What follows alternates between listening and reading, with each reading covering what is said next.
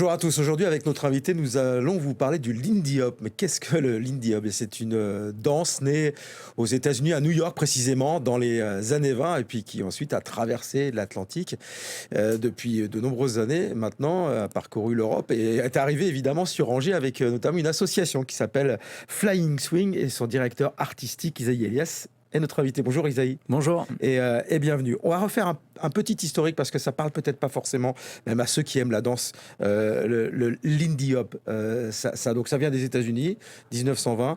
Une danse qui a permis aux Noirs et aux Blancs de pratiquer ensemble.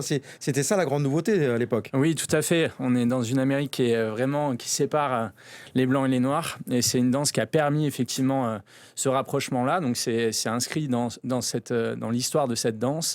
De la mixité. On est suite aux grandes migrations du sud vers le nord de la population noire américaine. Donc c'est une danse qui va se mélanger avec les claquettes, avec l'essor du swing. Donc les années 20, on est sur une partie un peu plus Charleston, la musique est un peu plus binaire. Et dans les années 30, elle va basculer vers du ternaire et le vrai swing qui accompagne donc toute cette danse qui évolue jusque dans les années 40, l'époque des big bands. Pourquoi Lindy Hop? Pour l'anecdote, on avait demandé, je crois, au meilleur danseur de l'époque comment vous pourriez appeler cette danse. Et pour lui, c'était Lindy Charlinberg à l'époque qui avait traversé l'Atlantique. Et Lindy Hop, voilà, c'est la pour la petite exactement. Anecdote, hein. Globalement, dans le jazz, il y a énormément d'anecdotes.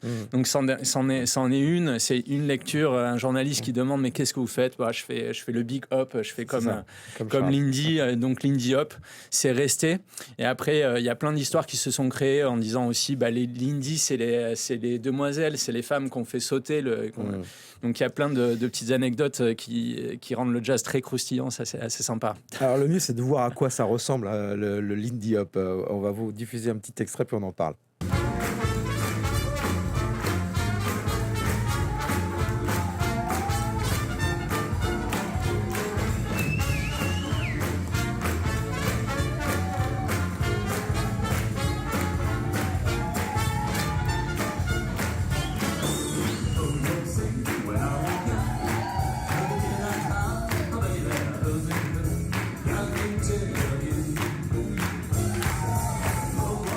C'est le retour au Cotton Club là, dans les quartiers de Harlem. Alors ça se danse à deux, c'est une danse de couple? Oui, donc là vous m'avez vu danser avec ma compagne Claire, donc on enseigne ensemble depuis une dizaine d'années, on enseignait à Montpellier, puis quand on arrive à Angers, on s'est remis à enseigner, puis là on a créé donc la structure Flying Swing pour être en association, etc.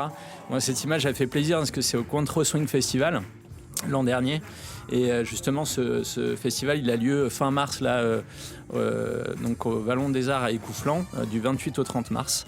Et ce qui est vraiment génial, c'est de voir qu'on danse sur de la musique live. Donc là, c'est une formation qui est locale, donc j'en parle aussi, c'est le Jujubee Swing Combo qui joue. Et beaucoup puis nous, de cuivre, danse, voilà, on est vraiment dans exactement, cette ambiance. Donc l'esprit, c'est quand même l'improvisation. On apprend à danser, puis ensuite, on peut danser avec tout le monde. Et partout sur la planète, on apprend à danser ensemble. Donc c'est l'ancêtre. Est-ce que ça s'apprend facilement? Alors c'est quand même un peu technique. En fait, le swing était beaucoup plus varié, beaucoup plus ouvert que les danses qui se sont succédées, donc le boogie, le rock, qui ont été des simplifications. Donc à l'image de la musique, le jazz était plus complexe. Et donc les passes en swing, en Lindy Hop, elles peuvent faire 6 temps, 8 temps, 4 temps, 2 temps, là où le rock a structuré plutôt en 6 temps. Donc nous, on a quelque chose qui permet des improvisations vraiment très, très, très fortes. Et puis voilà, la musique a évolué, la danse a évolué. C'est bien parce que de plus en plus de monde s'est mis à danser, je pense, avec le rock.